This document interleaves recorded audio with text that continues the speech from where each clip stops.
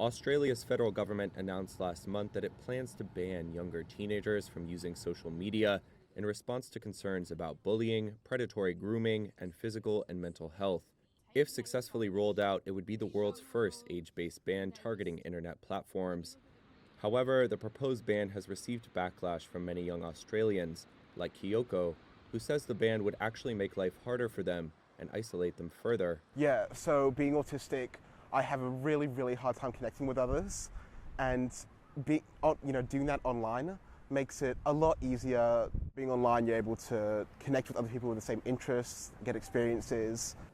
Teens like Kyoko represent what experts say is a blind spot in the plan by Australia's government to set an age minimum for social media websites, as an age block would mean cutting off support for teens in minority groups like the neurodivergent community. Surveys show that some 97% of Australian teenagers use social media across an average of 4 platforms. That makes them among the world's most connected young people.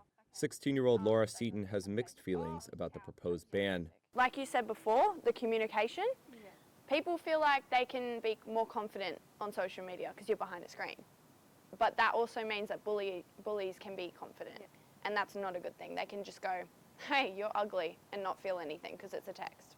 You know what I mean? Yes. Like you can just comment easily and be like, you're not very pretty, are you? You know, stuff like that. Nearly 2/3 of parents of teenagers in the country reported concerns about their children's social media use, according to a 2024 survey by youth service Reach Out. But Justine Humphrey, a senior lecturer in digital cultures at the University of Sydney, says a ban is not the best way to go. Young people themselves are not in favour of a ban. Humphrey says an age-based ban ignores other important factors that determine online experiences for young people. So even though the age is really fundamentally important that we need to get right, what we're talking about when we say we're going to introduce a ban by age is that it negates the fact that young people have very, very different levels of maturity depending on their age and their backgrounds, and also whether they occupy that younger or older teenage group.